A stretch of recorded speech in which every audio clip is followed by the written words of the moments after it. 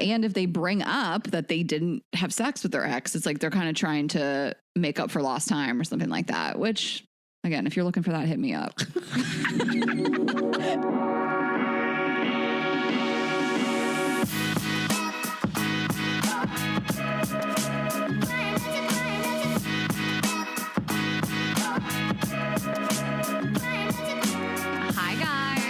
Welcome back to another episode of Girls Gotta Eat. Welcome back. December, big month.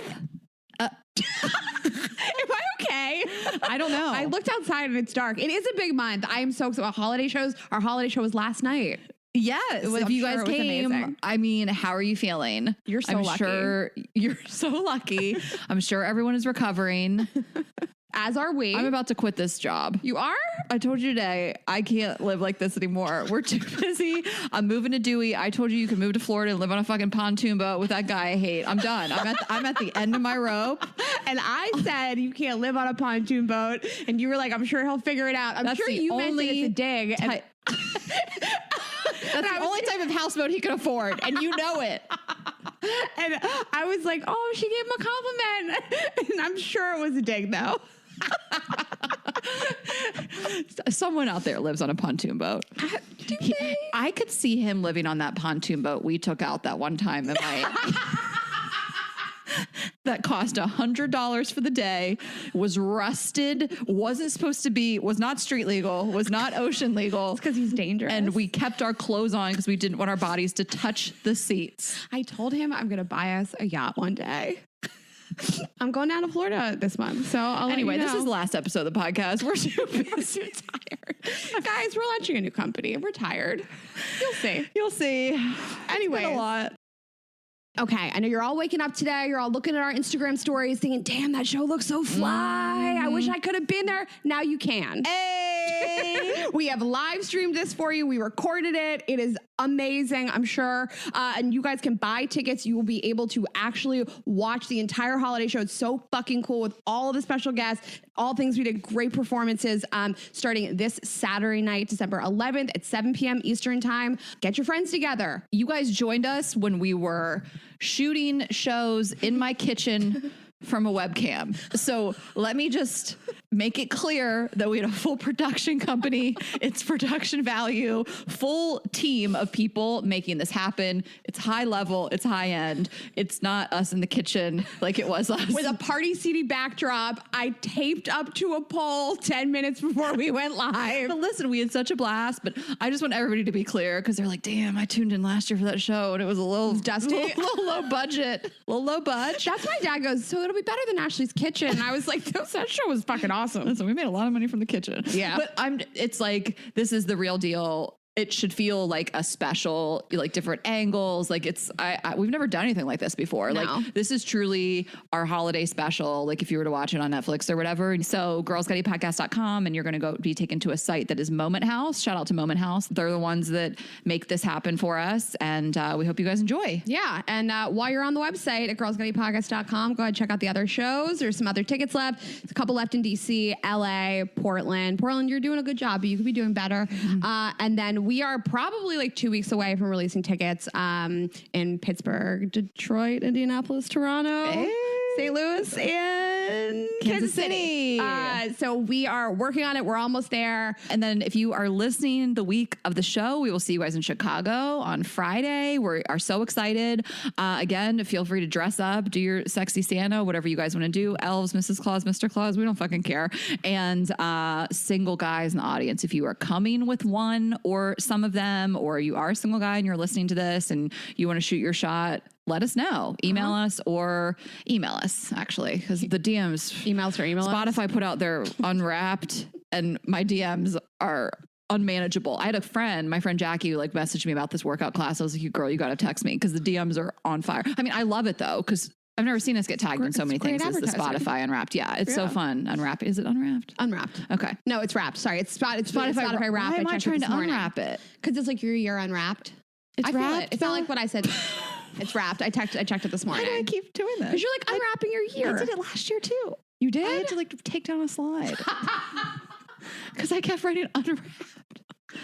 Like a present? Why? I mean, they've wrapped the year. You know what I mean? They're not Listen, unwrapping it like a present. Hand. Someone was like, you should have gone harder on Ashley. I'm like, no. You know, someone tweeted about last week. They were like, Rayna really didn't let Ashley have it on the panned thing. Some dusty man wrote that.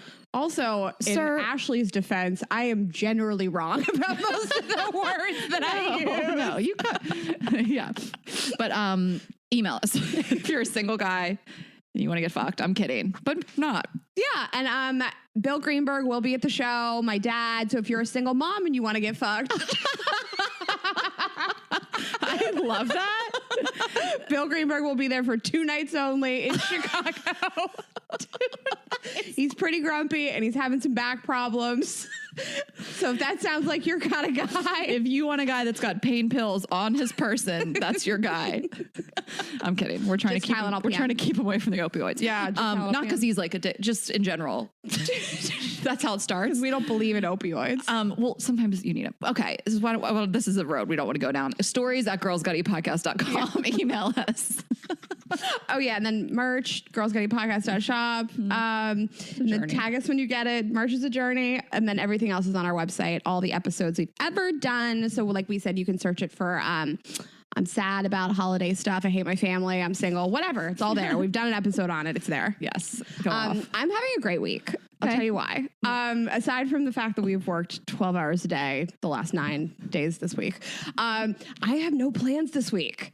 So this is like this is like a very like Ashley's friend or Rayna's friend hold on. thing. This week that we're recording this, or like the week, like what week? This full week that we're recording, like right minute now in my life. You're free.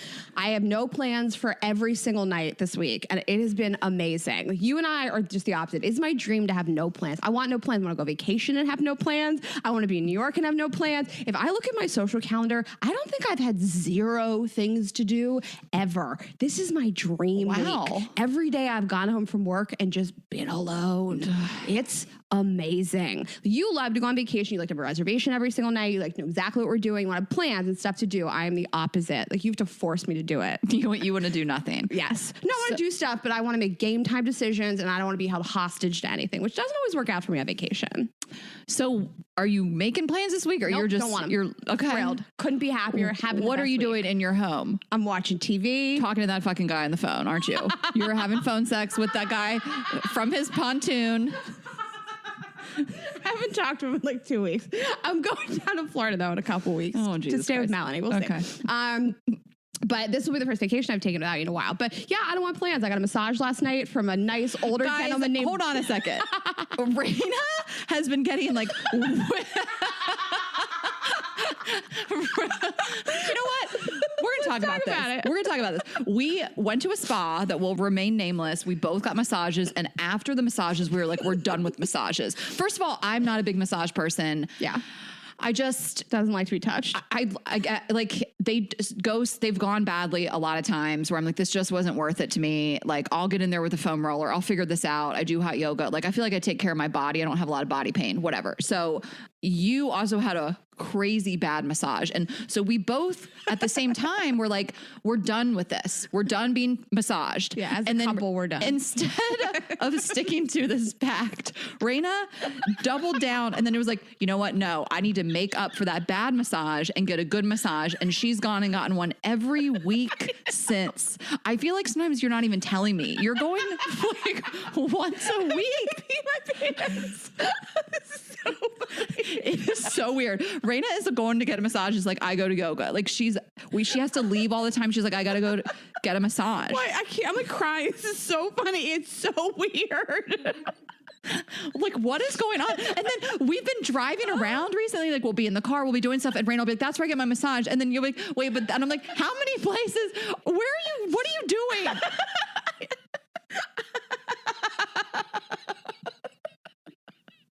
This is my self-care. Okay.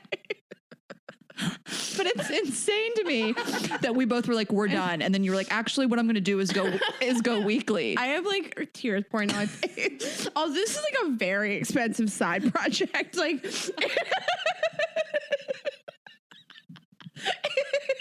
not like my self-care is like having a smoothie or taking a walk. It's like $300. And it's so funny because like most people's just basic level self-care is a pedicure and you've never gotten one. I know. So you're like, you know what? Don't touch my feet, but touch my entire body while I'm naked. Like, what is your life? Yeah, I love it. It's so great. So why don't we talk about this journey? How's it going? You have 2 people, right? You have 2 go-tos.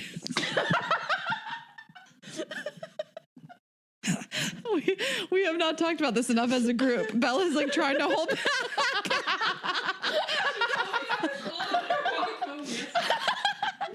What'd she tell you? Show me where to go, what's the cheapest. But the cheapest is also the best. Oh my God. So crazy. Yeah, this is an expensive hobby. I picked Hobby. up. Hobbies aren't things that you lay there and do. My stomach hurts.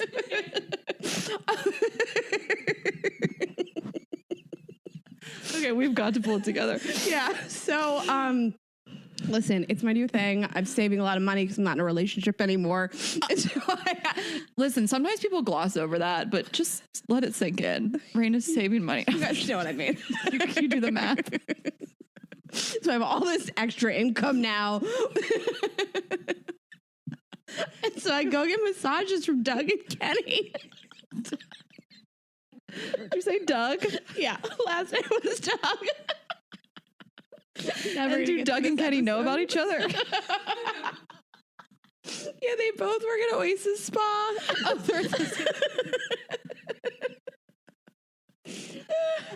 I went to Great Jones's Spa. I cheated on them with Great Jones's Spa, which is fine. But Oasis Spa is where it's at. If you guys want to get somebody a nice present for the holidays, This is a huge endorsement, Rayna. Are you sure you want to do this? Yeah, I know. I've been You need to thinking get a about free it. massage. I know. They should give me free massages now. I love it. Oasis Spa. It's great. Go see Kenny. Don't say this. Then he's going to be booked up. This is why I don't talk about my hairdresser. That's true. Okay. I talk about her very low key. I'll never tell you where I get my hair done on this podcast. I'll do it on an Instagram story every once in a while because I want her to stay busy, but like I will not go widespread with it. All right. Because I don't want her to be, You want to beep it? Huh? We beep it out. Do you want me to beep Oasis or Kenny's name? All their names. Too much. It's what's done is done. You guys can go see Doug. Anyways, I saw Doug last night. So Doug's like second tier. I go for my other guy usually. It's Okay. Once I find something I like, you gotta like find something that touches you the way that you want it. For And sure. that's what I'm doing in the evenings. Oh my God. This is incredible. I love to hear it. I mean, I like a good massage. Like one of the best ones I ever got was at the St. Regis in Atlanta. And she walked out and I was like, she's it. I think her name was Helga. She Yep. just was a large woman because I want a woman, I like a woman, but I want her to be strong, which I'm not saying that a petite woman can't get in there, but I want big hands for one. I have a bigger body. So it's not about saying a woman isn't strong. It's that I want a big hand on a woman. So I want a larger woman that's my size or bigger. And I want her to get in there. That would be my preference. I've been going man always a lot lately because when you and I had that experience, she was very small and slight. That experience was weird. It was a weird experience. So yeah, I've had tons of massages from tons of women. Yeah. I do like I like man's hands. And so I don't mind it. I've never had an experience where somebody made me feel weird or uncomfortable or unsafe. So, except for like that one time. But that's okay. I kind of liked it. So, I don't know where I'm going with this. I'm with you. I'd rather a woman with big hands and it's nice. Or yes, a very hot guy. Like I went on a press trip. This is probably one of the last ones before I met you, but I think I was at the San Juan Marriott, and I got a massage. And when I saw him, his name was Carlos. I was like, oh fuck. I was like thanking the PR girl in my head. I was like, thank you. You know what I needed. Like she was like, girl, we set you up with Carlos. I was like, oh my God. And he was so hot. I was like very turned on throughout the massage. I mean, he didn't do anything inappropriate, but it was unreal. And then at the end I was like, I have to be able to like show my friends. And I was still blogging at that time, but I was like, hey, can I get a picture of you? It just took like a solo shot of him like standing in the lobby just for like documentation. I was like, I need this receipt. Like, 100%. I haven't seen him yet. so hot and sexy. You know what I'm wondering? Because when I get a massage like from a guy and I'm like laying on my stomach, like my tits like poke out of this, big tits, they poke out from the side of my back. But yeah. And I've been working out a lot, so my butt is like sitting nice and high and tight. Like, do you think they get hard while they're massaging you, or do you think they're just like, I don't fucking care about this, I do this every day? Probably not. I mean, I think you hope they aren't, like, they're supposed to keep it professional. Like, you're not supposed to be getting hard while you're doing your job. But like, you think they just don't look at me? Like, I'd be like a little insulted if somebody didn't get hard, looking at my naked body, rubbing it with oil, my tits are poking out the side, and like my nice hard ass is there. Like, you think that they're just like a body's a body? And I'm I think they just like, I mean, if you're a professional, you just kind of shut that down. You're not supposed to be looking at your client sexually. All right. Okay. How's your week? I'm doing stand up and just trying to get in like some holiday activities while I can. I went to like a holiday bar with a friend between shows. I don't know. I mean, this week that we're recording this, we're just like preparing for this big holiday show. I'm just cooking HelloFresh, hanging out. I came back and watched Selling Sunset like right after Thanksgiving. So you were like, what do I watch tonight? And you like pitched me a bunch of ideas and I was like, Selling Sunset. And you were like, maybe I'll start Succession. And I was like, no, you're tired, had a long week, went on dates, drank, ate, Selling Sunset. Yes. Do you want to talk about it? Yeah. So I watched it with my dad. I watched all 10 episodes with my dad. He sits down. I'm 2 minutes into the first episode and he's like, what the fuck is this? And I'm like explaining it to him. And I'm like teaching about real estate too. I'm teaching about like staging and like the comps in the area and teaching about the Oppenheim group. Cause like we're not really sure if any of them are really real estate agents, but maybe they are. So I watched all 10 episodes with my dad, and it's such a typical man thing. Every 5 minutes he goes, this is fucking stupid, and then watched the whole show with me. So yes, such a man thing. So Ashley and I are stans of Selling Sunset. We watched every episode, all 4 seasons. Yeah. Watched the evolution. You were the OG on it. The most I never heard of it until you talked about it on the show. It is the most beautiful show.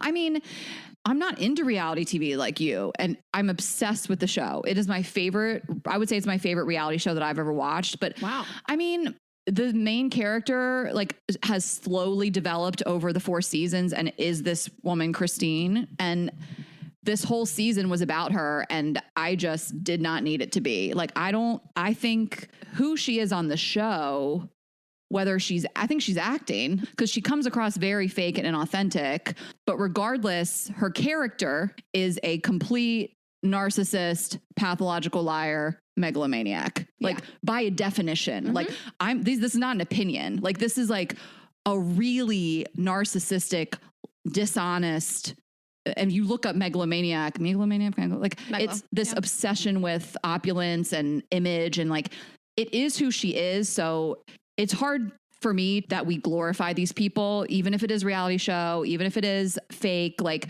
people like her character, and it's very disturbing to me. So again, how do we, the same creator did The Hills, so this could be totally staged, all fake. But I think the thing that bothers me the most is how people are like, oh my God, she's such a bad bitch. It's like, I was talking with Kate Kennedy of like, how have we decided that terrible behavior makes you a bad bitch? It is so disturbing, so discouraging to me. And I really do think that there was a lot of really good women on that show that did not get enough airtime this season. It was all about Christine. All they did was put those women in situations to talk about Christine. So then the narrative was, this is all they talk about. They're all obsessed with her. And like, I love that Chrishell kind of popped off in an Instagram comment. I posted this on my story of her being like, we talked about so much other stuff. They obviously told us to talk about this. And then they use that. Like, Rayna, how many hours? So there's 10 hours, maybe 10 hours of the show, an hour, maybe it's 45, 50 minutes, 10 episodes. How many hours do you think they shoot? Hundreds? So it's filmed over the course of 3 months. Right. Hundreds of hours. So I looked up the timeline because I was like, this is like a lot. Like,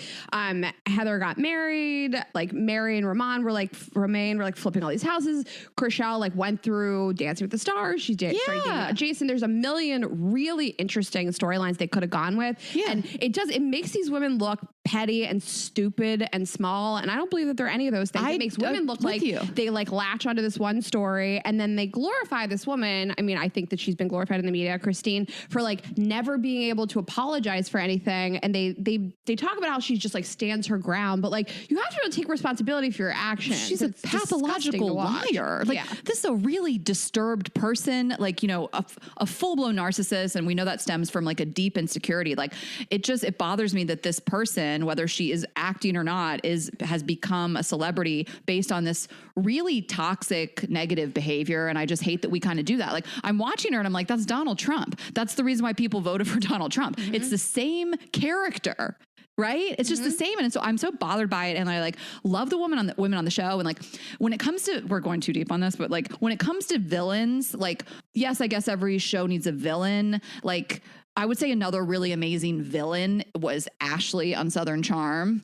And I loved when stuff was with Ashley because it was so dramatic and she was so bad, but like everybody also collectively kind of hated her. So I guess I have such a problem with the people that love Christine. But anyway, I think you need a villain, but I don't understand why the whole season was about her. I wanted more Romaine for one. Romaine is an icon. And I know he was like we were on the fence for like the first couple seasons because he was kind of an asshole, but he's so fucking funny. We don't get enough of Romaine. What is he doing? He's a contractor? Well, one of my favorite scenes was him and Mary are at a dinner and they're talking about the wealth disparity between them. And he's so much younger than her and has way less money and she wants to buy these houses. And he says, under no circumstances are you doing that. I will never let her do that. And it's this really interesting look into what a couple looks like when she is way older, way more successful, way more financially stable, and they just never revisited it. And I would have watched an entire season. Obsessed with that storyline. Again, I like went off on about Tarek's fashion on my Instagram story, but I like him. I like their dynamic. Like he nailed Christine as a narcissist. Like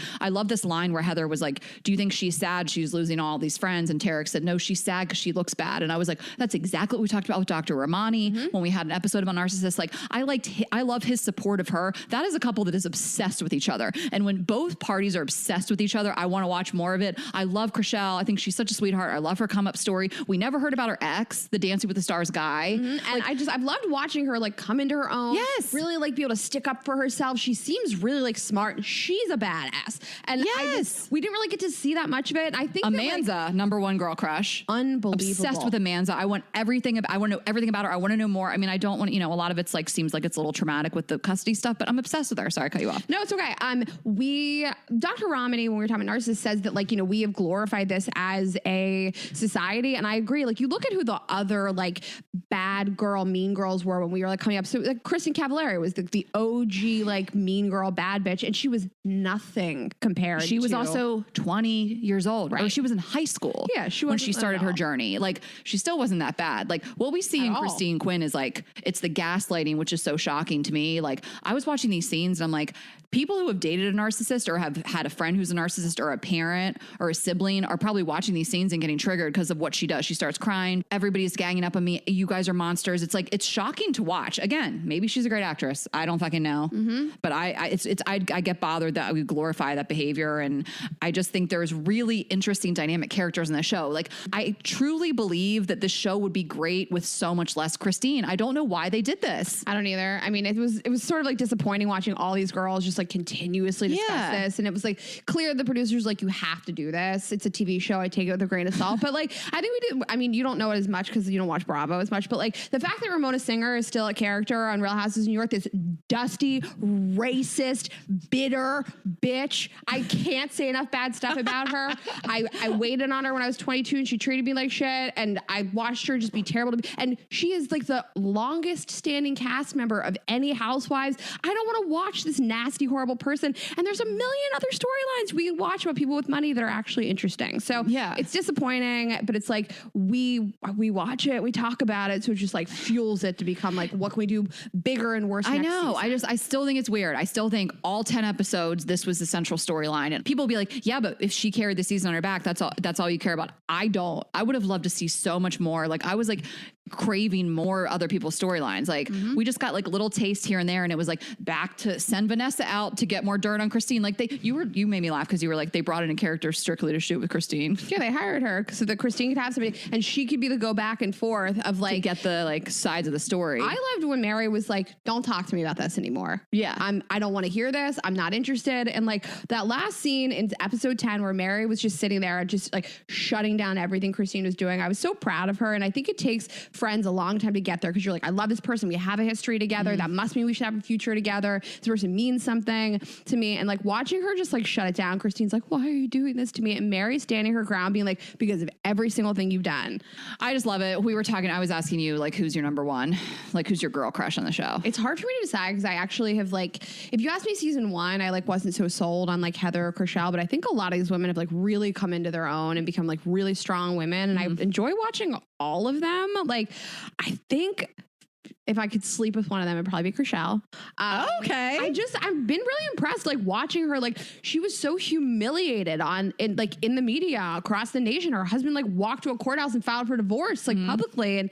And she seemed really destroyed, and it's been nice to watch the come up of her. And like Heather, I just like at first season, I was like, I'm not sure. I've loved to watch her. Like, I don't know. I really like all these women. Mary's like so great. She's this hot Mary. young husband. And these people have like overcome a lot. Mary's story is crazy. Like they're not these like born into money women. Like, I mean, who knows? I don't know. Are they really real estate agents? We're unclear. I don't know. The outfits are insane. I will say that about Christine. Like, you want to know what she's going to wear. And I get it. I get that she's fun to watch aesthetically. Yeah. Like the outfits are insane. They're also very indicative of a megalomaniac and New Money, like a bunch of labels and stuff. But of course, I love watching her, what she wears. Yeah, I love it. I can't get enough of it. But and Emma, I like Emma too. I liked Emma.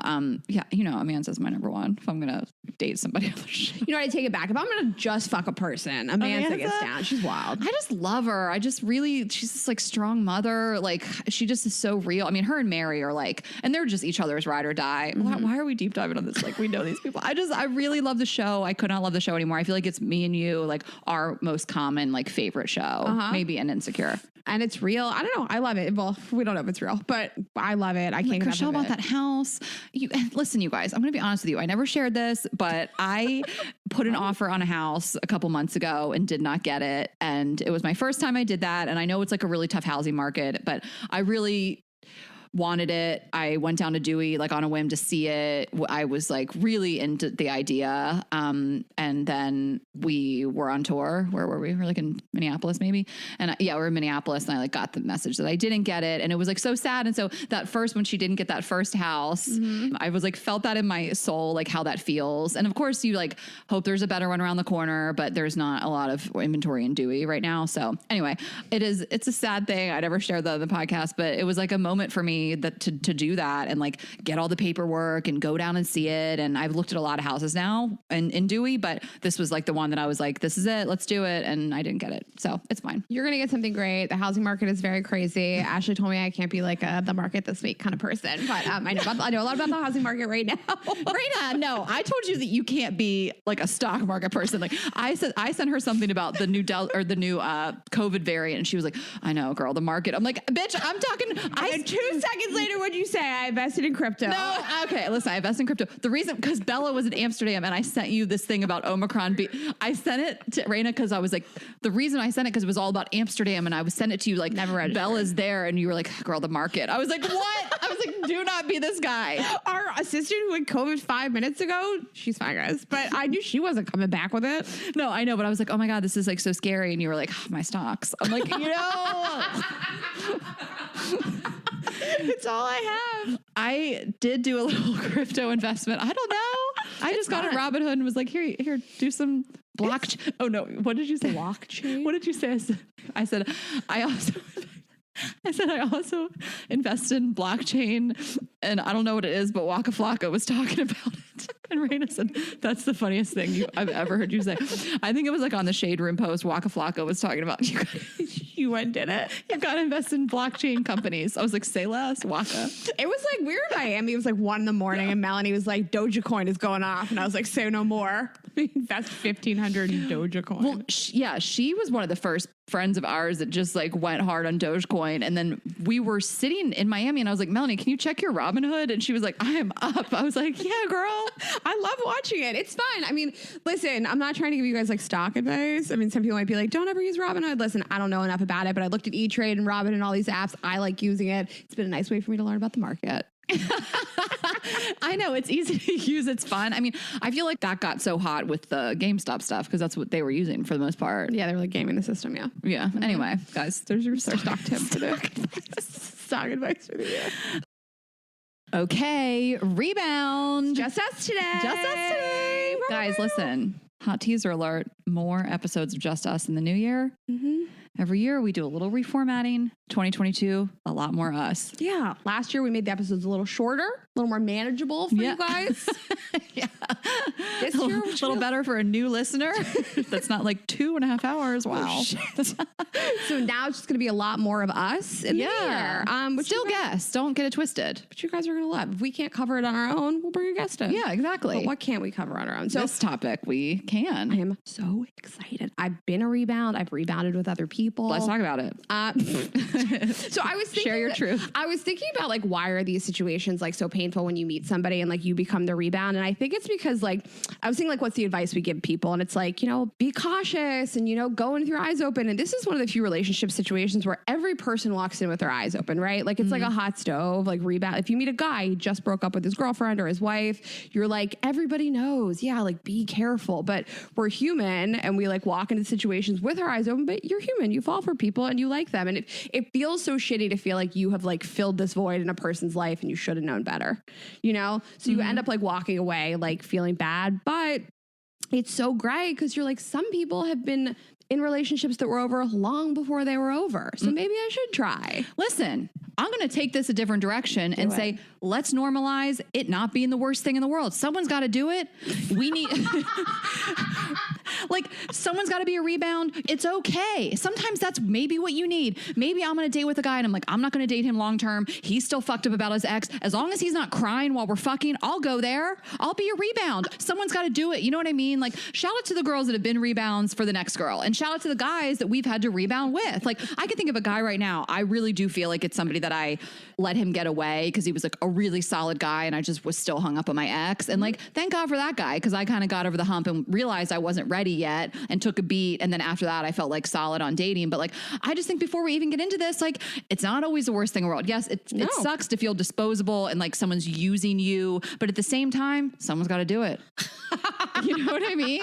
I just think that every situation is different. And like, yeah, if I met somebody who was fresh out of a relationship, I wouldn't be like, absolutely not. I think people should be open and honest and tell you what's going on. And I think I'm an adult and I can make a decision. And we'll talk about it later, how to like, yeah, you can ask somebody, like, do you feel like you can be in a relationship? Do you feel like you can date me? I had somebody like had a pretty honest conversation with me. I mean, how I feel right now. I don't feel like fucking dating. I don't want to sit at a bar and get to know somebody. I'm not fucking interested in it. If I hook up with somebody, it's going to be an ex that I don't have to get to know. I'm not like in a place where I want to date. I don't want to. And so anybody that I dated right now would be a rebound. They'd be filling some kind of like time void. All right.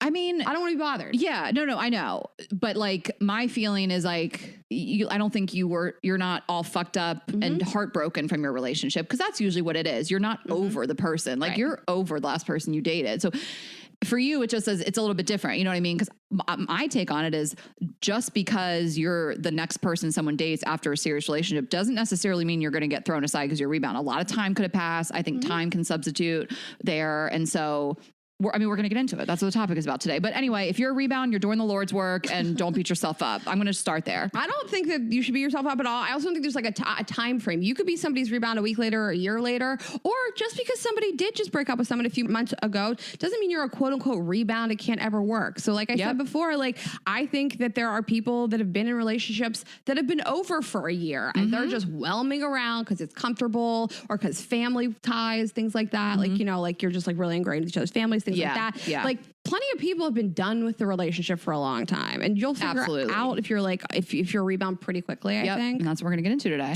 Okay. So do you feel like you've been more of one or had more rebounds?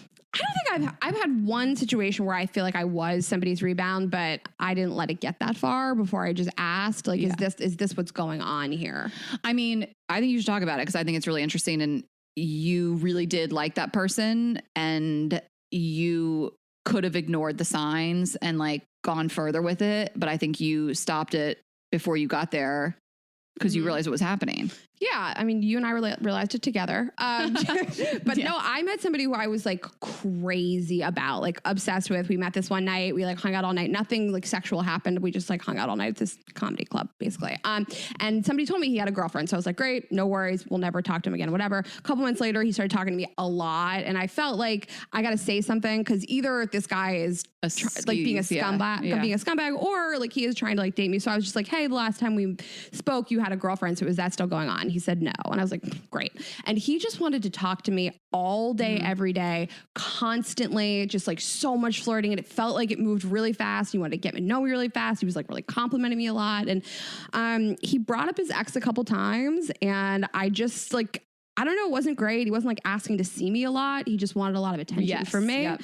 I mean, we'll talk about a lot of signs, but I sent him a text because he brought his ex up twice, like 2 days in a row. And I finally was just, when I had asked about the ex, he said, we broke up. It's a little messy. I'm a little fucked up over it. He was honest, but then brought her up a couple more times. And then I just sent him this text and I was like, listen, I really like talking to you. I really enjoy you. So it sucks to have to say this, but it seems like you're going through some shit. And I want you to have the time to process that. And whenever you're feeling like you're ready, I would really love to spend some time with you. And I just left it at that. And I wanted to communicate that like I am into you and I really like you, but I'm just not here for this. I'm not looking to like be this person that you date after a very serious long-term girlfriend. He was with her for 4 years. Yes, exactly. They had broken up very recently. It was, and it had been like an on and off situation. So another friend of ours told me like they break up sometimes, you know, like, so they might be getting back together. So all the telltale signs that you are a rebound, all those things were happening. So I said that to him and he was like, yeah, like no worries. I've enjoyed talking to you. Like we had some crossover with work. So he was like, you know, maybe I can talk to you about work a little bit.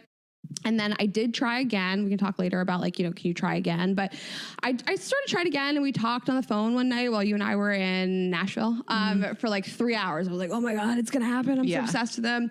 I got back and he just like didn't ask me to hang out at all. And I was super bummed. And he told a friend of ours like a lot of really nice, wonderful, complimentary things about me. But he said like, she's so wonderful and amazing, blah, blah, blah. But I know we have this like crazy connection and it will move really fast. And I don't want that. And it sucked for me because he didn't say that to me. He said it to a friend of ours and I had to like relay that information. But like, I felt like I know better. I should have walked away more. Why did I lean into this? But I don't know. It was fun. I enjoyed it. It was like really painful that he kind of like ghosted out.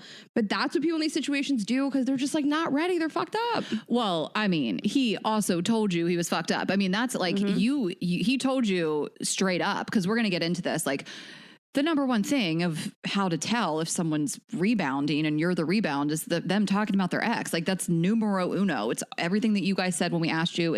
There's a bunch of different ways they discuss them and we'll get into it. But he told you straight up, I'm fucked up from this. So you knew going in. And if someone tells you that, if someone actually gives you the gift of honestly telling you that I went through a bad breakup and it fucked me up and like gives you signs that they're not over it. Like how lucky are you? Because you're going into that eyes wide open, you know, as opposed to like, you got to try to figure it out. How are they talking about the ex? Are they doing comparison stuff? Are they just bringing up stories because they're relevant? Or are they actually thinking about their ex all the time? Like he actually said it. And so you knew, and that was obviously your first clue. And again, you didn't go down the road with this person, but just know what you're getting into. Because like I said, someone's got to do it. So if you know someone's fucked up over their ex, you're like, I don't know, he can eat my pussy, then go for it. But totally. I'm saying like, if you're like, I want a legitimate partner and someone's telling you they're not over your ex, the worst thing you can do is saying, I'm going to fix this person and bring him back to life and heal his wounds or her wounds, you know, don't do it. Yeah. I mean, I was so crazy about this person. Like I cried so much when this like, just like went away and I knew he was fucked up. And so thankfully I just like walked away from it. But like any type of like constantly needing to bring up the ex, any like comparisons. Well, if I was my ex, this would have been a huge fight. When I was with her, what do you think about this? Any reason to like bring that up? And one of the things I really did love about my last relationship was that, I mean, he was married before me and they had been apart for about a year, but that was somebody who was with for almost a decade. And you were like, it's a little intimidating to be like, can I ever fill the role this person filled? And the way that he spoke about her is what I would want, which is that he had nothing bad to say about her. Yep. He never compared me to her. He never like talked like, well, when I was with her, it never came up. He says nice things about her, not too nice, just nice enough. Not she's a crazy bitch and fuck her. It was just right in the middle. And I like that. And that's what I think you're looking for. Not terrible things to say about the person. You're not being compared all the time. I mean, I want them to talk shit on their ex a little bit. Yeah. Not in a way that seems like they're trying to do it all the time, that they're fucked up. Anything too emotional is a red flag. Anything comparison. I think men tend to be a little more transparent with this, because I don't think they're thinking about it as much. I think that sometimes they can say what's on their mind, where women can reel it in a little. At least for me, I went on dates when I was still very much hung up on my ex. I knew it. I knew that I was rebounding. I knew I was going to go home and probably talk to my ex. Like, and I still didn't say it. Like, I knew better. So if someone's saying it, they can help themselves. You know what I'm saying? Like, if they're saying, oh, my ex, like if you're talking about your dog and they say, well, my ex's cat, oh my God, you know, like I'll tell a story here and there about an ex if it's like a funny story and it's really relevant to what we're talking about, but almost the way that I'm talking about a friend. And I am very cautious when I pick my words. Like, I never say like me and my ex. Like, I'll be like, oh my God, like I did this the other day. Something came up and it was relevant to someone that I used to date. And I told the story and I was like, I hope he doesn't think I'm like trying to talk about my ex, because I talk about it like it was a funny thing that happened with a friend. But the tone really matters. Like, if feels like there's a lot of emotion behind it, if they are still angry. Yeah, if like, there's an undertone of bitterness. Yes, bitter or longing. Yeah. Like they look away and they were wistfully talking about their ex. Fucking get out of there. I like think about this, like if I went on a date now and somebody said like, when was your last relationship? And I was like 7 weeks ago, you know, like I feel like that would scare a person off. And so I would actively choose my words to not talk about that. Yeah. And like you're saying, like not bring it up, not being like, this is my ex. Oh, well, we used to do these things together. We went these places together. Like, my ex didn't drink. I would never say to a person like, it's really nice to have a drink with a person. Oh my God, right. You know, I mean, I don't feel like that either. I don't care if he drank or not. But yeah, if somebody seems like they're trying to bring it up, if I was with my ex, this would have been a huge fight. Any of that, just fuck no. Fuck no. I don't want to hear about it. I'm just not looking to hear about it. I'm here now. She's not here like anymore. She or he is on your mind so much you can't help yourself. I don't want a part of that. Unless I'm trying to be rebound, which I'm also down for. Listen, I'll well, you got to check yourself and say like, how much do I like this person? The person that like used me as a rebound, he didn't use me, but like I was so obsessed with him and I was just like, I can't go down this road. I'll be too fucked up. Yeah. I mean, we have a friend who dated somebody after a pretty tough breakup that was fairly recent. And I think they just really liked each other. Like, I think they were such a good match and they started dating casually and he was not ready. And so they ended up breaking up.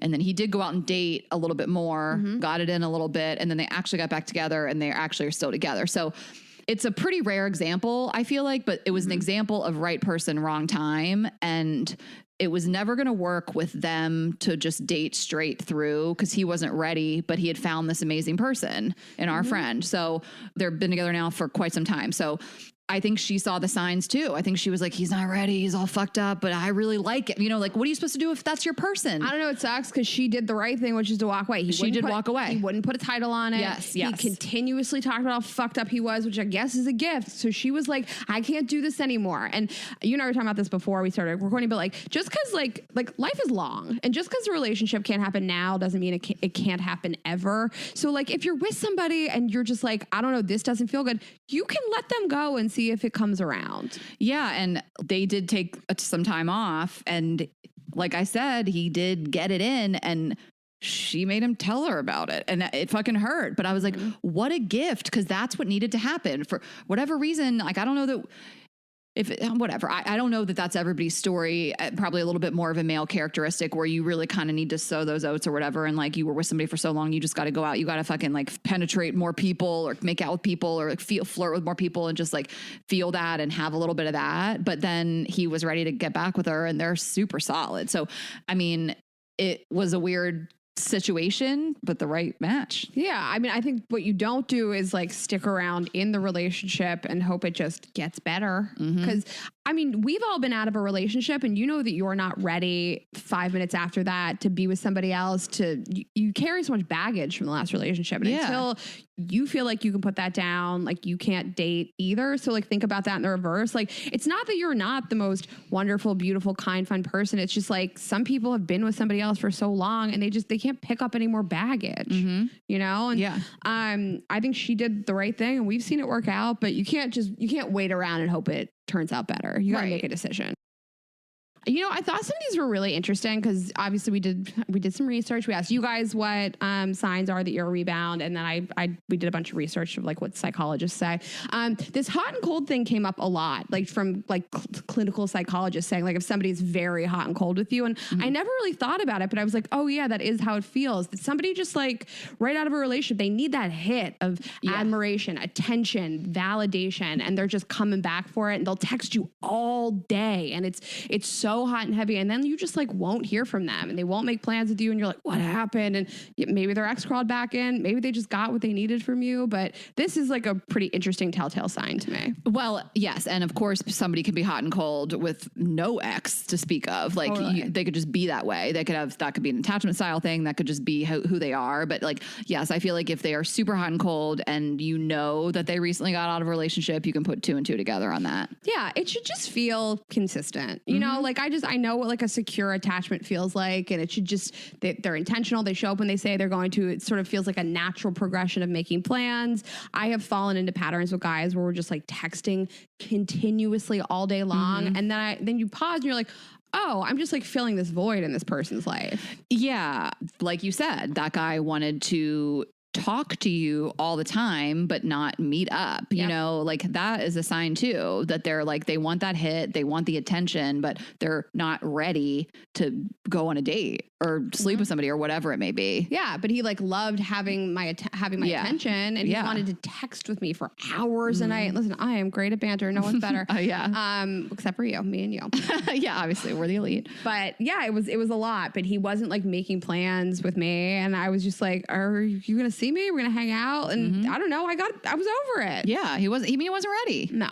One thing I just really want to talk about is like this moves fast and they're using you to make their ex jealous. And this feels like it may be something that women might do a little bit more, but I think you can feel it. I think you have a gut feeling if something feels unnaturally quick to like post on social media, or it feels like they really want to make sure people know that they're with you. Like, I think you can feel that vibe of they're hanging out with you to make someone else jealous. It's not just to enjoy the moment with you. They're trying to get something on social media. They're trying to make sure their friends tell their ex, like whatever it is, like you're the person they're using to make their ex jealous. I'm not here for it. I'm not going to be that person. No. I'll be a rebound fuck. I don't know though. Like I said, I'll get in there. I'll be like, I'll be like, he's dating Ashley Hesseltine. Listen, tell me how much funnier and prettier and better at sex I am than your ex all day. I'll be a rebound. If you don't like that person. Yes. If you don't see that person. Like, I think that's funny. Like some girls like, oh, he's dating her now. That girl. I did not expect this from you. The whole episode, you're like, I'm out here. Ashley Hesseltine rebound. Listen, hit me up. That rebound queen. I like that because then you won't get into a relationship. You'll Pay always me. be with me. I'll make your ex jealous. Oh, I will take money for it all day long. Alcohol, clothing, shoes. Should There's a this be supply chain issue. Supply chain issue? Yeah, if you guys could get me some like stuff I can't get on the internet. Right, exactly. Got, like, you know, there was like a Casamigos shortage. Like if you guys got like Don't get me started on the Casamigos shortage. I just showed you this pair of Ugg boots I wanted, and because, you know, supply chain, and I was like, my mom was asking me what I wanted for Christmas. I was like, you got to get these soon because they're back ordered or whatever. And I showed you a picture and you go, not for me. Well, first of all, they're the short Ugg boots, which like I don't wear, and they're a color I don't wear. I don't do Ugg boots for fashion. I'm never wearing them out, but they are the most comfortable shoe, and there's no better dog walking footwear. I love Ugg boot season. I love it. I got my Ugg boots out. I got duck boots now. Okay. Just for walking in the snow. I like a walk. I got a snowshoe. Yeah. Anyway, I had to throw that in there. The feeling that someone's using you to make their ex jealous. But again, if anybody wants to pay me to do that, I'm here for it. With Casamigos.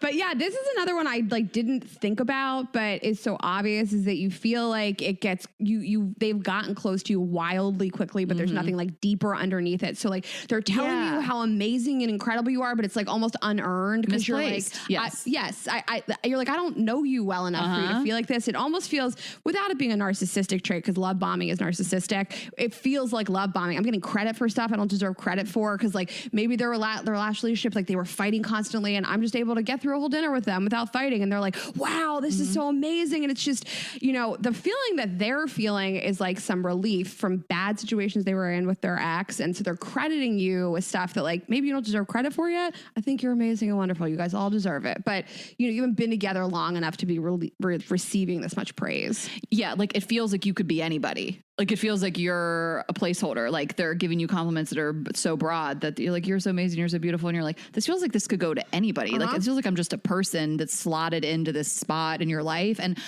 some people need to be in a relationship at all times. You know what I mean? And I'm not that person. I don't have a ton of friends and people around me that are, and I don't really think I've ever dated a serial monogamous, but it's like some people really break up, got to get a new partner within weeks. And I don't think that it's healthy, but it happens and it can work out. And that's some people's style in life. And that could be the reason too. Like some people can't be alone, and men, women, and you could just be the next one and it could work out. But like, I don't like that feeling at all. I don't like when it's like you said, unearned. Is just why is this moving so fast? I barely know you. The closeness feels like manufactured and sort of like shallow. And yeah, like you said, it's not any deeper than that. It's just like, you're just like the next person. And yeah, some people can jump from relationship to relationship, but I want this closeness to be earned. I don't want to feel like I've just filled some void and you're so obsessed with me just because I'm not your ex. Like that's so true. Like it's sometimes hard to put into words. Like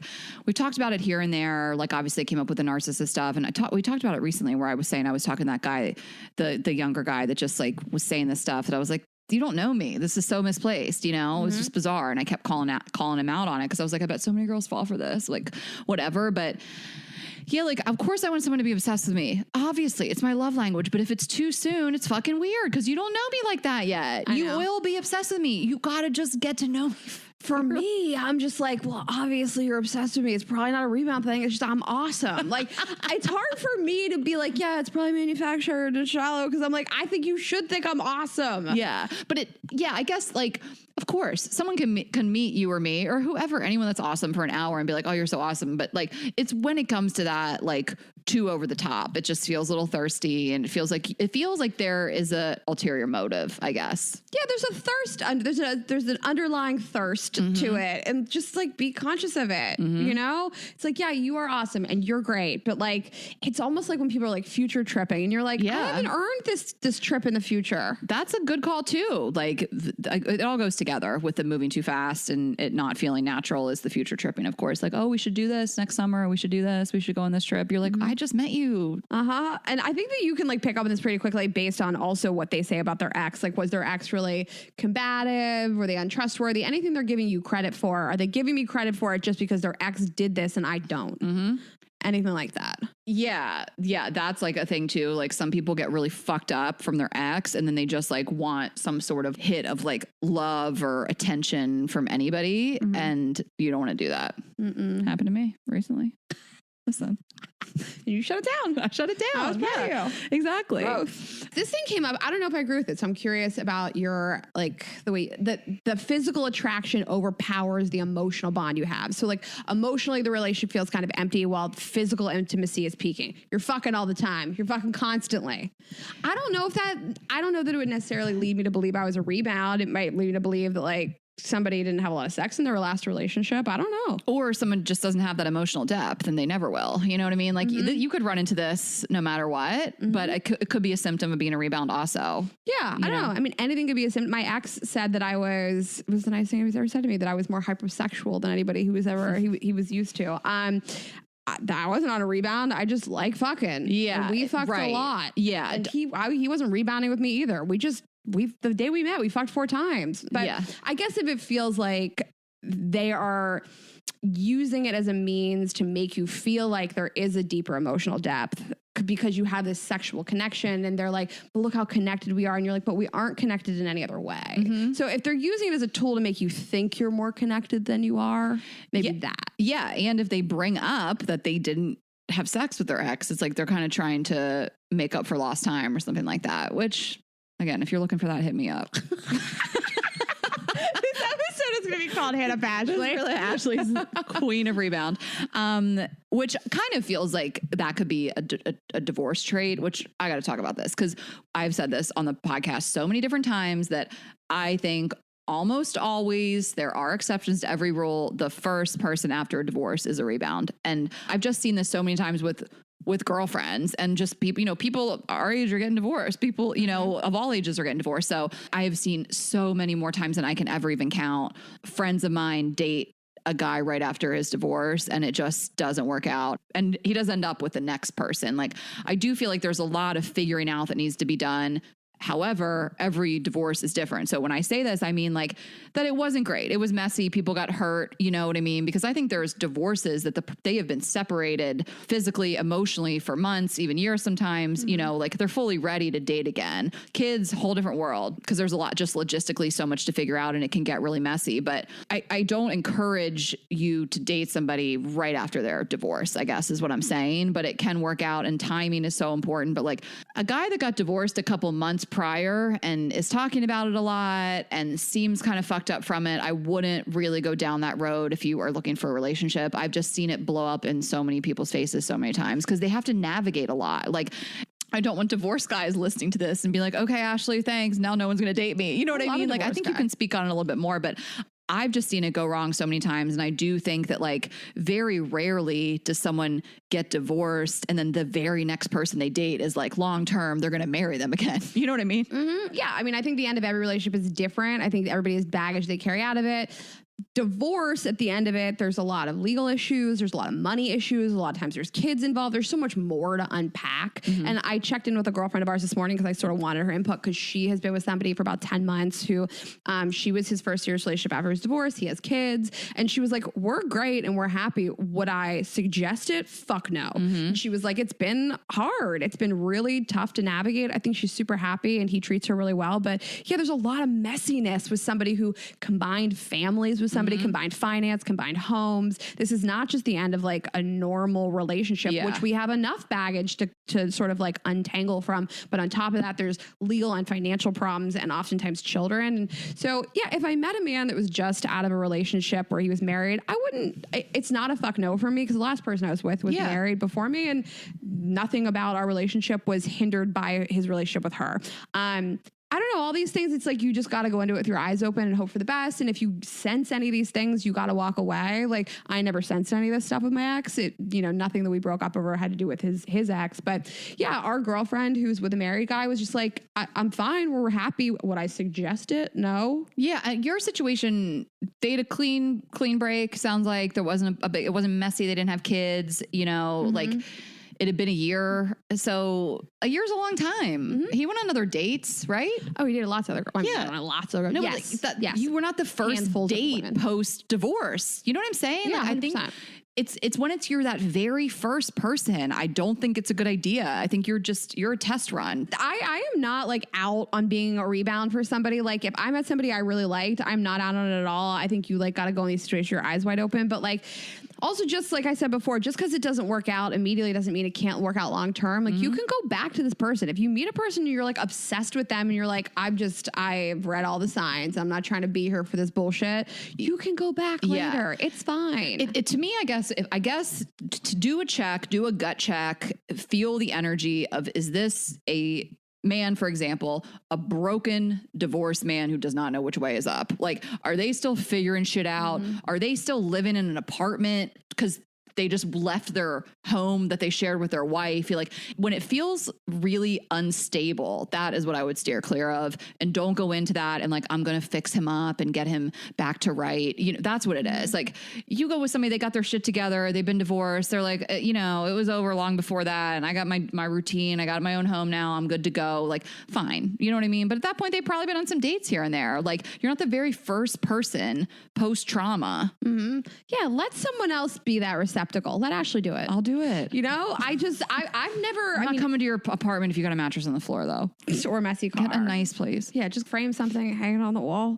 I'm not trying to be I don't want to be the receptacle. I don't want to talk about your ex. I did that after my fiance and I split up. I started dating somebody who also had split up from his very serious long-term ex, and the two of us would talk about it constantly. We would both spend hours talking about our exes, and it like was cathartic, but also so fucked up.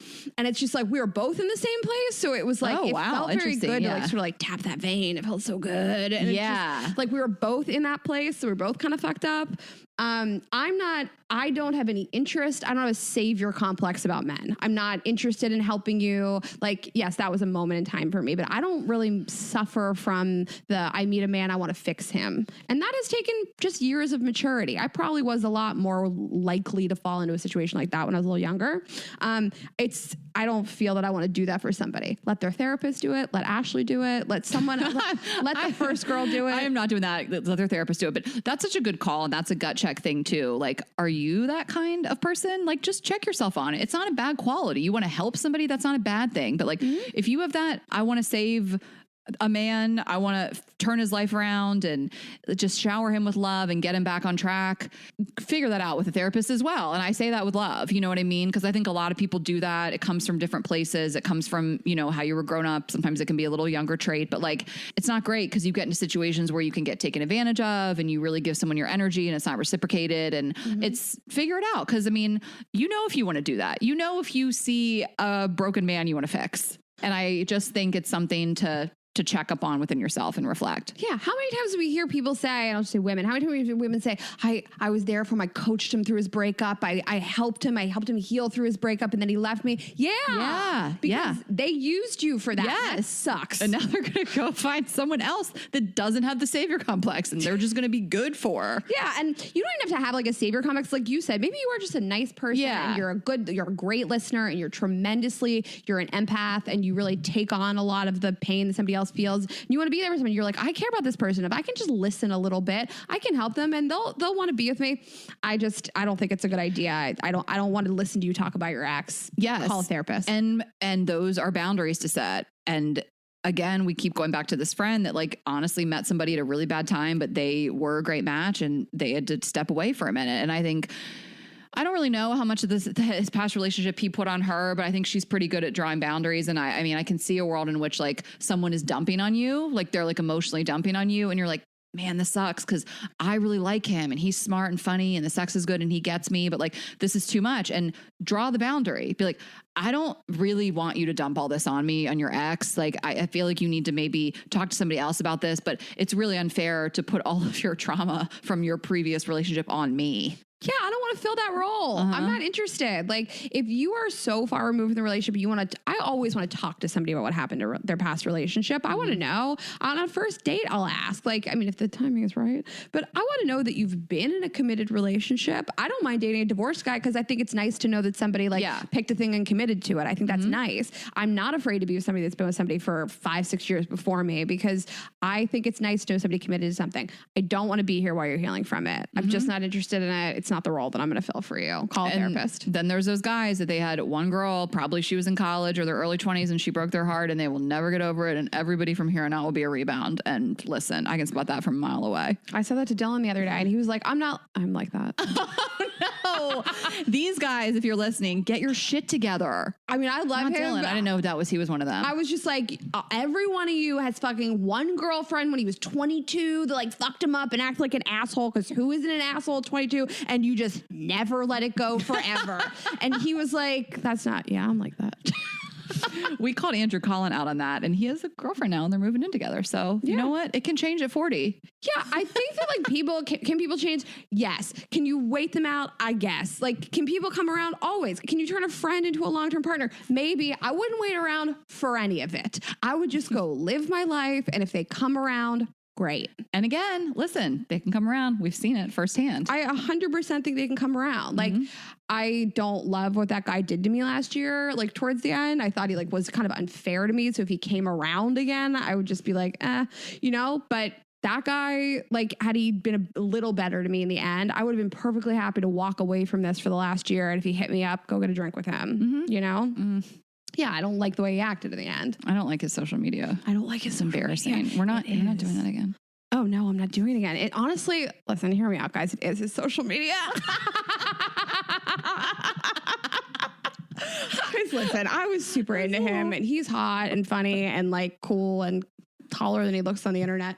But his social media is cringy, and that's really why we're not going to date now. Yeah. Oh, Azul's like, was I a rebound? No, Azul. I really had to.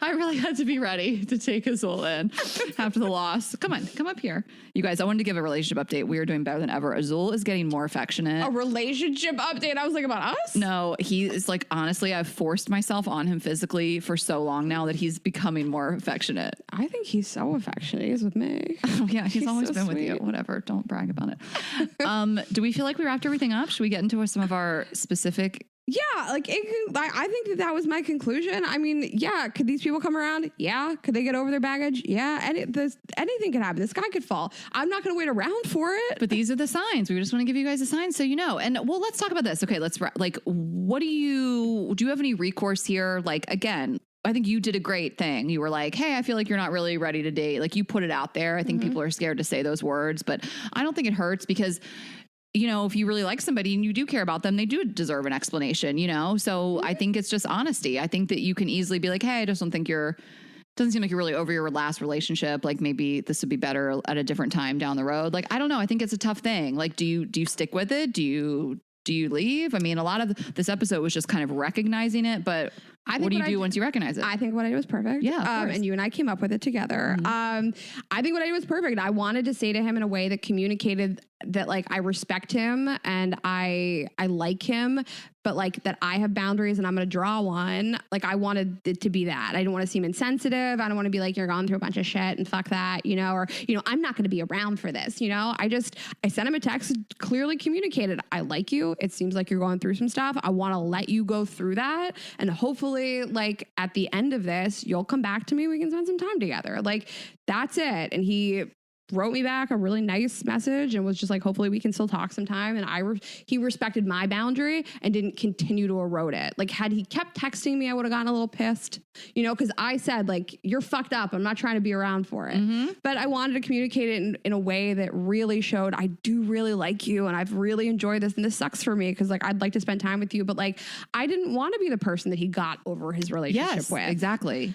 And so, yeah, that's what I would do. I would say, like, it just sort of seems like you're going through something. You tell me if I'm wrong, but it seems like you're sort of going through something. I like you. I'd like to be around you when this is over, but not while you're going through it. And I hope you can respect that. And that's it. And I stood by it and I don't regret anything. Yeah. But yeah, do you always have to walk away? No, I had to walk away from this person because I was, like, obsessed with him and he was still so fucked up.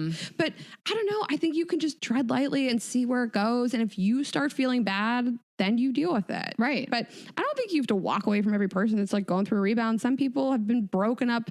The relationship has been over for a long time before the breakup. So yeah, exactly. You just have to feel out the vibe. Okay, we got some submissions from you guys, and I'm going to kick it off and read the first half. Okay, dick appointments, no dates. Listen, that could be rebound or not. but I know. You know, do the math. He refollowed his ex 7 minutes after ending things with me. Yes, I know it was 7 minutes. Oh, wow. But how'd she know that? She probably was on his Instagram. Okay. I would probably notice. He called me crying and asked if I would proofread his apology love letter he wrote to his ex. Oh, they were dating. You guys, so much crying. So many of these were crying. All of the, like 90% of it were about the crying. Yeah. So they're crying about their ex. It's a huge sign.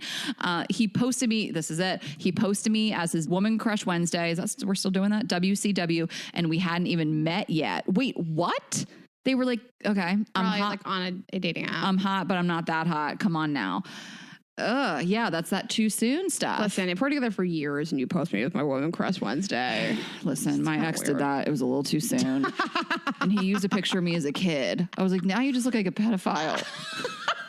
One of our friends has his girlfriend as a child on the back. Giulio Gallerati. Yep. They've talked about it on Oops. Okay, I saw a text on his Apple Watch from her that said, you were the best thing that happened to me in 2020. Okay. Also, you never know. That could just be coming from her. But it sounds like these people. Okay, sorry, let me back up. The question we asked you guys was, how did you know you were a rebound? So also, listen, not that much good stuff happened in 2020, so the bar was low. The bar was low. He looked me in the eyes and said, I'd love to see who you're going to marry one day. That made me laugh so what? hard. He's like, I'd love to see the person that marries you one day. It's not going to be me? And I think it's in, I don't get he's it. just not that into you. Okay. Like he said to me, like, the guy who gets to marry you is so lucky. And you're like, it could have been you. Yeah. He asked me to Facebook stalk her new boyfriend because he was blocked. This is so egregious and so rude. I know. If someone is so blatant to you, like, I'm going to use you to stalk my ex, like, just get up and leave him with the bill. Also, sir, I'm already stalking your ex-girlfriend's new boyfriend. Okay. I get in there. I know everything. At that point, you're like, honestly, let's just be friends and do this together. Right. Honestly, he's already part of my search history. Okay, and last one, kicked me out of the room mid-sex because he said he wasn't over her. That's a sign. Yeah, that's a sign. There was a lot of like ghosted me and then got back together with his ex-girlfriend. That's how I knew I was the rebound. I know. A ton of it. He got back with his ex. Yeah, guys, hot takes. Hot take. He had framed pictures of them still on the walls. That's what tipped me off. Yep. Artwork's got to come down. We got invited to a wedding, but his old girlfriend's name was still on the table assignment. Listen, if can you imagine that? if you weren't a rebound though, and you were just smooth sailing in this relationship, you guys were killing it, I'd laugh so hard at that. I'd hold it up and post it. I'd be like, I'm Jessica. I would What's like up, Jessica? I would tag her. You know, I'd tag her. That's so funny. It's also just like such a dig from like the bride. She was Jessica's friend. He clearly didn't know my name. All texts started with "Hey you," "Hey stranger." Okay, well, That's so yeah, funny. You're a booty call. When I caught him crying, looking at pictures of his ex, yep, that would tip me off. The hole he drunkenly punched in his bedroom wall while crying because he missed her. Yikes. His parents invited his ex and her parents to dinner while I was there. What? How did this happen? Oh my God. He got mad that she got a dog without telling him. Yeah, any kind of like weird connection you think that person owes you something. Yeah, like they're still getting mad about stuff that they shouldn't post breakup, and telling you about it is even crazier. Like they can't hold it in. That's what I'm saying. Like it's on their mind constantly. Yes. He told me he would absolutely get back together with his ex if she wanted to. Yeah, that's how you know. When I caught texts on his iPad with his most recent ex saying, I had a dream about you. Oh my God. And finally he would cry after sex. A lot of crying. Lots of crying. Tons of crying. So if any of those things are happening to you, you are probably the rebound. Yeah. So you decide if you want to stick with it. And that's it. Or call him out. Did you see Insecure when she started crying? And are you caught up on Insecure? Yeah, I saw when she started crying. I have done that before. I went through a really bad breakup. It was before I met you. It was before I moved to New York. And I had sex with, we broke up. I had sex with the last person I had sex with before him. He pulled out of me and just busted a load just everywhere. It just like exploded like confetti all over the room. And I burst into tears. I was like, this is so messy. And I can't believe I'm fucking dealing with this. Oh, and my God. Burst into tears in his bed. It was so embarrassing. I have never cried after sex or during sex or in front of somebody that I just fucked or am dating over somebody else. I've gone home and cried before, but I feel like I don't have it in me. I feel like I won't let myself do it. I feel like I have too much pride. I'm not saying that you don't, but I've felt those moments where I'm like, I feel like I'm going to cry and I just don't. I'm like, I refuse to do it. I feel like I feel like I could never get over it if I cried like during sex. Like, I don't know what it is. Like I have gone home and cried and been like, we've all been there. I'm not over somebody or I'm not, I was not face to face with him, like sobbing. He was like behind me, he pulled out, he came everywhere. And I just like really choked up and got like very upset. But yeah, I wasn't like, I'm not trying to like talk to you didn't cry in his mouth. Yeah, I didn't cry in his mouth. Like Issa and Nathan. Yeah, so I did not do that, but I'm with you. Yeah, I've never like full on burst out crying like that. Do you think Issa's rebounding with Nathan? I can't tell. I know. I think that they want you to believe that like Lawrence is like who she's really supposed to be with. I know. But like Nathan's like so great. Like why can't your rebound be your long term? Right. It can be. It can work, you guys. It's going to work. That's going to be me. I go into it. I'm like, fuck you, pay me. And then I just end up with the person. The moral of this is just hit Ashley up for a rebound. If you're hot, money helps. Okay. Well, yeah, this was fun. Hope you guys enjoyed it. Yeah. There'll be more of it in the new year. Yep.